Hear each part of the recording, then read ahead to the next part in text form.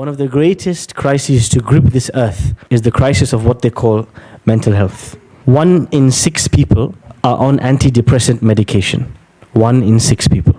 1 in 6 young girls between the ages of 11 to 16 are practicing some form of self-harm. 1 in 3 elderly people above the age of 60, at least in this country, are facing a level of loneliness that makes them feel sick. We've all heard the terms depression, anxiety, suicidal thoughts. How on earth did we get to a point where every family, everybody here knows somebody that is struggling mentally, that's feeling sick to their core, and they don't know the way out? The greatest mistake that was made by the psychologists and the people studying the human mind is that in about the 18th century, they decided there was no soul in the human being. The human being is just blood, flesh, and bones. When you remove the soul from the human being and you do not acknowledge the fact that Allah created the human being with this part, this central essence, what happens? You're feeling sad. Sadness is just hormones in your head. So if you want to treat your sadness, let me give you some tablets. We'll fix the chemicals. Sadness is chemicals. Anger is chemicals. It's all just a bunch of chemicals and hormones. And so the treatment becomes the same. What happens then? You have a whole race of people, tens and thousands of people, hooked on medication, hooked on therapy, never-ending issues, tortured mentally, and they think that the solution is to continue in this system that is rigged. Ibn al-Qayyim al-Jawziyah, a scholar from the 8th century Hijri, in this book, Madarij al-Salikin, The Stations of the Seekers, this book is about the journey of the soul, and it is about realizing that you and me, we are a soul having a physical experience. We are not bodies. Our bodies don't belong to us. There will come a day when we will be removed from our bodies because we are the soul. That's who I really am. Before this world was created, before this universe came into existence, there was Alamul Arwah, the world of the souls. You did not have blood, you did not have flesh, you did not have eyes, you did not have ears, you did not have clothes, you did not have a job, you did not have a family. You only had one thing, you were a soul. And in this world, the universe of souls, there was nothing physical, only the souls. Allah subhanahu wa ta'ala asked the souls, قَالَ أَلَسْتُ بِرَبِّكُمْ, am I not your Lord? قَالُوا بَلَا شَهِدْنَا, they say, yes, absolutely, of course you are our Lord. This is where the journey really began. The journey, our journey, began when we were really born. Not born into this world, we were born as souls in the universe of souls, the realm of souls, before the heavens and the earth and all of this creation came into existence. That's where the journey began. And the journey will end when your soul will be taken out of your body and resurrected in front of Allah. The journey is the journey of a soul. The body is just one pit stop. 60 years on the journey, you have a body. After that, it's gone. The real journey is the journey of the soul. This book, Madarij al-Salikin, Bayna Manazili Iyaka Na'budu wa Iyaka Nasta'in, its central thesis, its introduction, is the idea that Surah Al-Fatiha, Surah Al-Fatiha, the surah we recite every day, has the cure for all our problems. That is the argument that Ibn al-Qayyim makes. He says, you've got physical problems, you got mental issues, you got family issues, it doesn't matter. Surah Al-Fatiha contains the cure. Believe it or not. If only you understood it well, and if only you were able to implement it in depth. How on earth is 7 verses going to fix the problems of humanity? You might ask and you might wonder. Ibn Qayyim starts by explaining that Surah Al-Fatiha begins with 4 names of Allah. And he says that all the names of Allah can come under these 4. Who can tell me the 4 names of Allah in Surah Al-Fatiha? So Allah, Ar-Rabb, Ar-Rahman, Al-Malik, or Al-Malik. These 4 names is a summary of who Allah is. And if you deeply internalize this in your life, these 4 names, it will erase and remove the vast majority of your issues in life. The first name, Allah, makes us realize that the only one we should be turning to and worshipping and devoting our time and attention to and looking to please is not people, it's not career progression, it's not this, it's not that, it's not money. It is the one who created and fashioned us and the one who will return to. Allah's name Ar-Rahman gives meaning to every difficulty you ever face in your life. Because you realize the one who put you in the difficulty, the one who gave you cancer, the one who gave you financial issue, the one who made you lose sleep, he loves you more than your mother loves you. It completely changes the meaning of the difficulty that you went through. Rabb reminds you that just as a farmer plants a seed and pours water on the seed, and the sunlight and the greenhouse nurtures the seed so that it grows to its full potential, Allah every moment of your life was looking after you and watching your back. Al-Malik or Al-Malik reminds you that no matter what you possess in this world, it doesn't belong to you, it belongs to Allah. These 4 names of Allah, if one truly internalizes them, Ibn al-Qayyim says, this will rid you and remove from you the vast majority of pain you feel in your life. The fact that you still feel the level of pain that you feel means you haven't internalized them yet. Go back to them and revisit them again. He then says, إِيَّاكَ نَعْبُدُ and إِيَّاكَ نَسْتَعِينُ. It is only you we worship and only you we ask for help. That this line summarizes the entire Quran. And this line is the statement that every prophet was sent to bring people towards and call them towards. He says that إِيَّاكَ نَعْبُدُ and إِيَّاكَ نَسْتَعِينُ removes all spiritual illnesses from your heart, whether it's arrogance, whether it's envy, whether it's anger, whether it's ego. He said everything can be removed by internalizing إِيَّاكَ نَعْبُدُ وَإِيَّاكَ نَسْتَعِينُ. How is that possible? He says half of all the spiritual diseases that you can imagine, all the amrad al-qulub that you can imagine, can be removed by إِيَّاكَ نَعْبُدُ, by realizing it is only Allah that I worship, I devote my time to, I devote my attention to. Only He can reward me, only He can give me, only He can take from me. Because the vast majority of people put their trust and their hopes and their anger and their investment in people, in outcomes, in wealth, in things. But إِيَّاكَ نَعْبُدُ means you're fully invested only in Allah and you're expecting everything only from Him and you see nothing but His actions, nothing else. إِيَّاكَ نَعْبُدُ removes from you the most dangerous of all diseases of the heart. Who can tell me what is the most dangerous, the most lethal of all the diseases of the heart? Ar-riya is the desire to be seen by people instead of being seen by Allah. For me to stand up and pray, but to pray because I want Fulan to watch me pray. For me to give sadaqah because Fulan is watching me. For me to be addicted to the eyes of the people. This is the greatest of all diseases because this takes you. You are one step away from making these other people or these other things, you're making them equal to Allah. And that is the unforgivable sin. And you are on the edge at this point. إِيَّاكَ نَعْبُدُ fixes riya. It fixes this idea of needing the eyes of others, the attention, the validation of others, because you are trained and focused and thinking about only one thing. The one I devote myself to is the one who created and fashioned me. Only He can reward me and take from me. Someone else mentioned arrogance. This is the other most dangerous spiritual disease. Ibn al-Qayyim says there's the 2 most dangerous diseases is the desire to be seen by people and arrogance and pride. إِيَّاكَ نَسْتَعِينُ rids you of arrogance and pride because you realize and you internalize no matter what happens, I'm dependent upon Allah. From the day that my nappies were being changed and I could not even do that myself, to the day I am old and I will need help to walk, I will always remain dependent in between. And that is what إِيَّاكَ نَعْبُدُ إِيَّاكَ نَسْتَعِينُ means. Oh Allah, I will always need you, no matter who I am, where I am or what I am, I'm always and constantly in need of you. And Ibn al-Qayyim says if you only internalize this and if you only understood this, you would stop venting to people. يَسْتَخْفُونَ مِنَ النَّاسِ وَلَا يَسْتَخْفُونَ مِنَ اللَّهِ. They fear people and they don't fear Allah.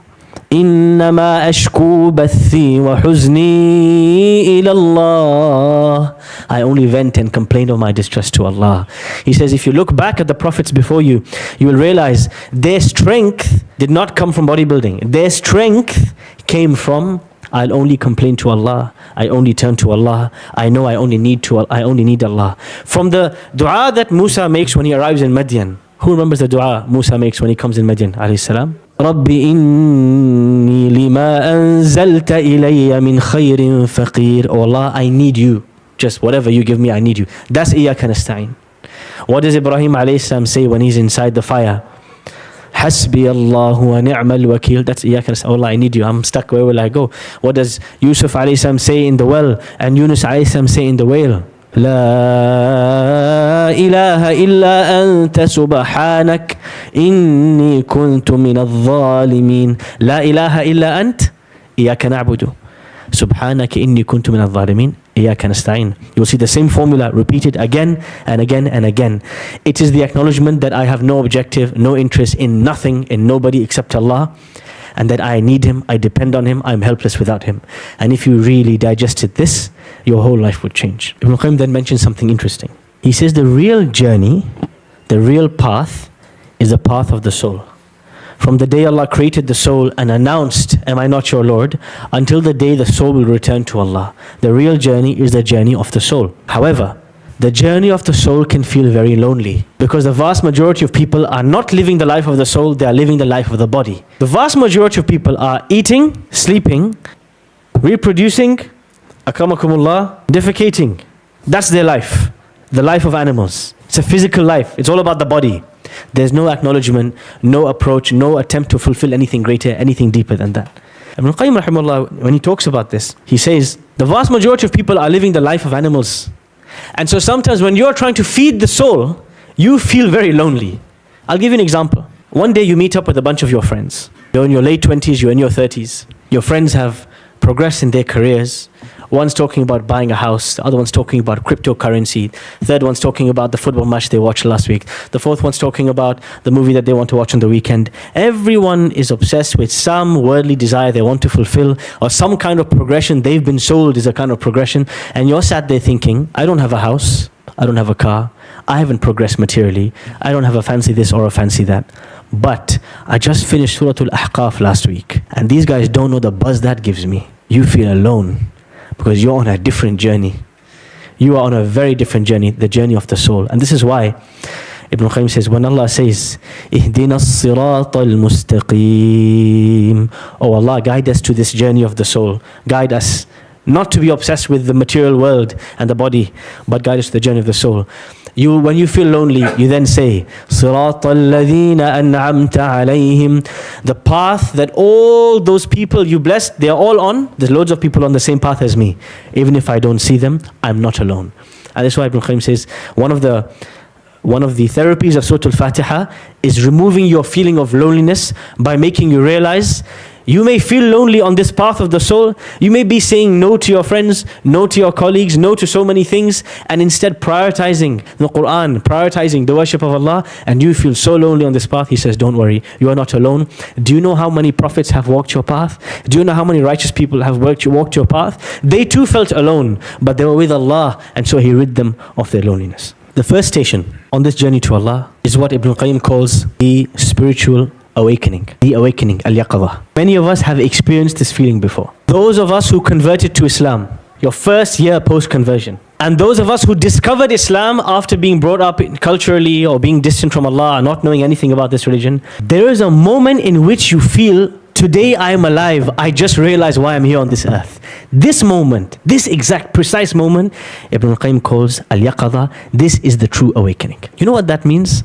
The day you realize why you're here and where you're going, today your life began. Today is the day your life began, not before. Ibn Qayyim says that the vast majority of people on this planet are fast asleep. تَحْسَبُهُمْ أَيْقَاظًا وَهُمْ رُقُودٌ. You think they're awake, but they're fast asleep. The idea is this: the vast majority of people that we live and work and have befriended in our lives, the vast majority of them are living their lives like zombies. The moment they wake up, they check their smartphone, and before they sleep, they're doom scrolling.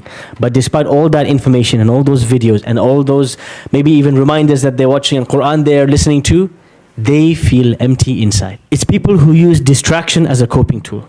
Whenever they feel something, anything, fear, sad, love, loneliness, whatever they feel, they use distraction of some kind. Many of us can relate to some of these feelings. Some of us realize that we are one of those dead people inside. We are spiritually dead. And now the question is, how do you wake up if you are spiritually asleep? Many people, they have this question when my iman is low. I feel like my iman is lacking. Something is off. How do I refresh my iman? You can answer both questions by understanding this point. How do you, somebody who is heedless of Allah, distant from Allah, constantly distracted, overstimulated, empty inside, the salah has nothing, how do you awaken this person? To wake up the heart of a human being, you have to have two things.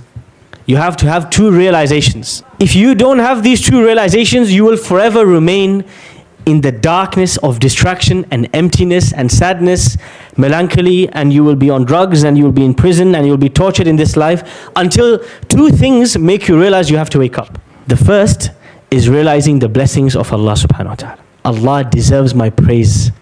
He deserves my attention. He deserves my worship.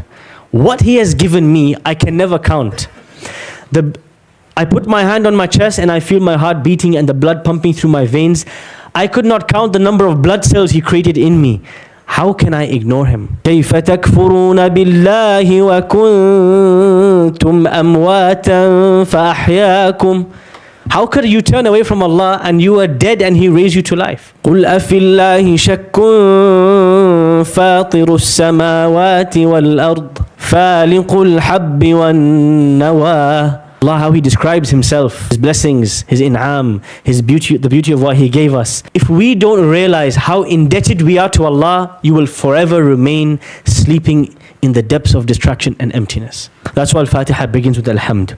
Now, if you have realized the blessings of Allah, that's just the first step. There's a second step, is you have to realize how many shortcomings you have and how far you are from fulfilling and being thankful and being grateful to Allah. And so the second part of waking up, once you have realized how much Allah has done for us, is feeling al-haya'u min Allah, feeling ashamed, feeling the shortcoming. And if you want to understand what does it mean to feel ashamed in front of Allah, you have to see and reflect on this moment.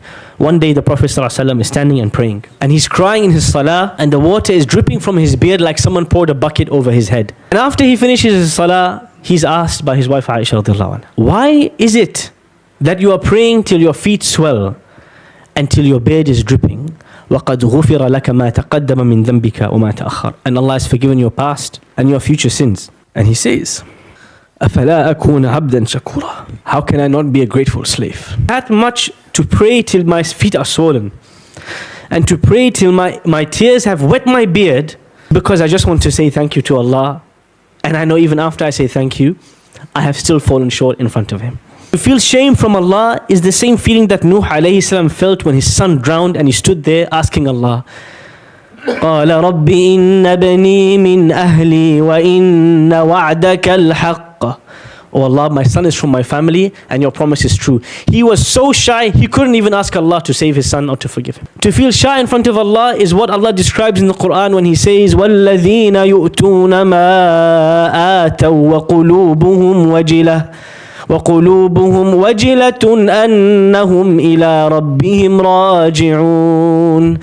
People who worship Allah, but when they put forward their worship to Allah, they are trembling. We don't know, will Allah accept it from me? To feel ashamed in front of Allah is to stand like Ibrahim alayhi salam, building the house of Allah, but to stand there and say, رَبَّنَا تَقَبَّلْ مِنَّا إِنَّكَ أَنْتَ السَّمِيعُ الْعَلِيمُ. Oh Allah, please accept the deed. I don't know if you will accept it from me. To be ashamed in front of Allah is the feeling that Umar ibn Khattab feels when he runs to Hudayfah ibn al-Yaman, who just got informed by the Prophet the secret list of munafiqun, of hypocrites. And Umar says, don't tell me who's on the list, but please tell me, am I on the list? Because I don't think I've done enough. When you experience this feeling, you will have truly woken up on this day. And every day before this day, you were dead. Because the Prophet sallallahu alayhi wasallam said, مثل الذي يذكر الله والذي لا يذكر الله كمثل الحي والميت. The example of the one who remembers Allah and the one who doesn't remember Allah is like the difference between the living and the dead.